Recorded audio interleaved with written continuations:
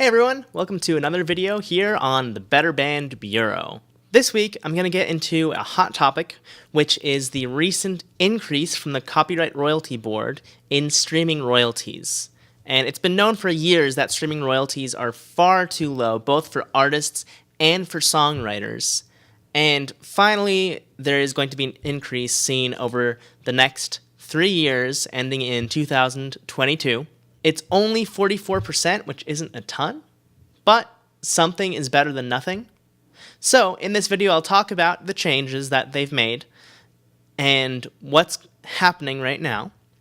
And then I'll go into how the streaming royalties actually work, because it can be a little confusing to see how the streaming companies actually calculate the mechanical royalties, which are the songwriters portion of the royalties, versus the performance royalties, which are the artist's portion of the royalties. And it's not always one and the same. If you think about big pop songs, the mechanical royalties very frequently go to entirely different people than the performance royalties.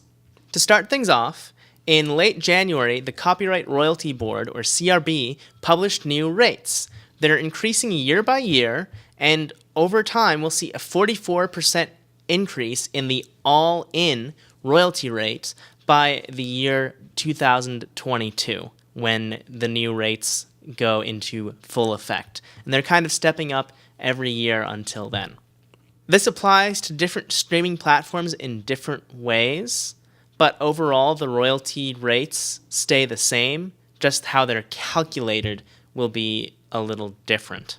There are two methods that the streaming providers can use to calculate how much they pay in royalties, but they do not have a choice in which they use. The all-in royalty rate is either calculated by the total revenue of the streaming provider or the total content cost, which is how much the streaming provider pays to license those songs. Which method do they use, though?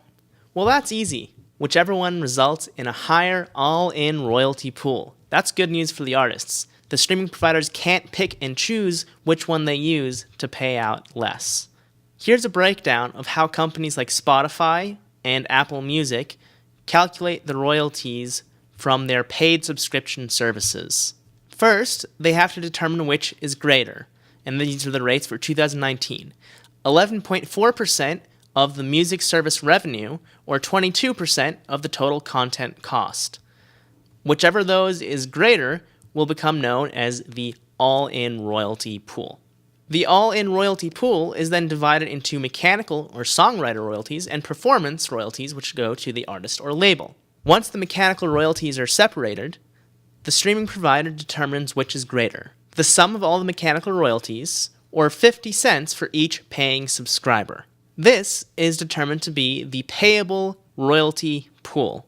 And again, this is only for the mechanicals now, because the performance royalty was taken out in the previous step.